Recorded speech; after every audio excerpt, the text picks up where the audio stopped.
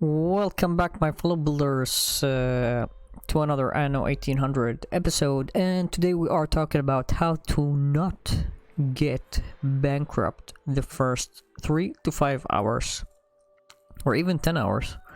So the first tip is, I've actually not seen many people talk about, is that don't spam these warehouses everywhere.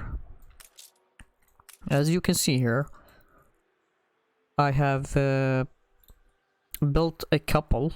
I didn't spam any, and I built these because I am comfortable with my income. Otherwise, maybe I should have one here, and remove this one here, and maybe have one here also, and one here, yeah, of course, and one here. So don't spam these warehouses because they do have a lot of upkeep or maintenance cost. For example, this one here, which is level 2 I think, or level 3 warehouse, and this one has 20 upkeep, 50 upkeep. So if you spam them, you easily get bankrupt sometimes. So second one is, don't be afraid of upgrading from farmers Whatever to you do, workers. Master, keep doing it. Which is actually sometimes they double the income for you. So if you have, like, let's say we are a little low on workloads here. So if you have like let's say 9 upkeep here, 9 income here, and 50 here. So yeah, that's a huge difference. So don't be afraid of upgrading these. Don't forget that you have to like have the good amount of workers for your production. Yeah, so as you can see here, from workers to artisans, it's almost double the income. So don't be afraid of upgrading. Alright, so the third one is, you can actually downgrade your residence. So if you don't feel comfortable with the needs that you are providing your people, you can always downgrade them. And and that is actually pretty useful if because the workers consume more, let's say, fish and workloads than the farmers. So don't be afraid of downgrading again.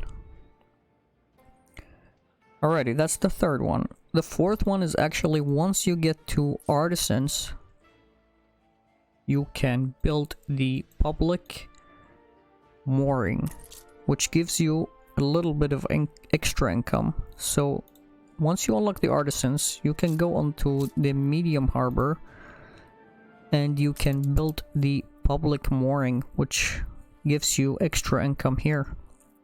It does have the 500 or 400 maintenance cost, or the upkeep cost, but if you have the extra let's say attractiveness for your the more you have attractiveness, the more income the more people that's gonna come to your island and visit your island for the attractiveness. That means that you are gonna generate more money out of that. Alrighty, that's that.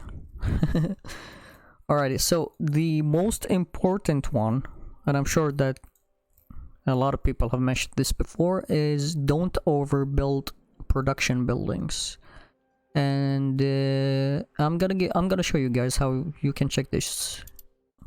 So if we press up here on the balance, and you have a little bit of tabs here, you can press on the production, and you can see here that the current demand is 8 out of 10, or 8 out of 11, and the current potential which is all the way down, is 8 out of 12. So once the green bar is completed all the way, that means that you don't have to build anything. Here's an example. For example, the potatoes. I think we have to build another one over here because the green bar is not completed. Work clothes, as you can see, I have to build more work clothes, or the framework knitters, which is over here. And you can actually see that I'm not providing enough work clothes for my farmers and workers here. That means I have to build more. Only one more.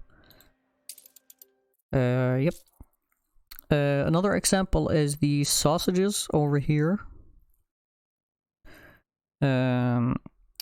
Yeah, I think that's it. The steel is not that important because you don't need to provide your actual residence. The steel is for the you're actually providing your the finishing touches steelworks for now, and the weapons factory. And that's about it. And the sewing machines, of course. Another example. I think I don't have anything else that I have to complete over here. Yeah, that's about it. Maybe the goulash. Yep, that's about it. Alrighty, the last one, I think this is the last one, is if you see that you are overproducing some stuff and you are pretty comfortable with it, you can actually sell it like I'm doing here. For example, if you press on the weapons or the cannons and you press sell over here and you drag this, you can actually choose how much you want to sell. Alright. Yeah, I think I have to sell some more pigs. So let's sell a couple of pigs, maybe? Yeah, so I'm choosing to sell about 20 or 30. Between 25 and 30 pigs. That will also provide you with some income. The weapons is actually pretty expensive. So once you sell them, you get a lot of money. Same with the sewing machines and stuff like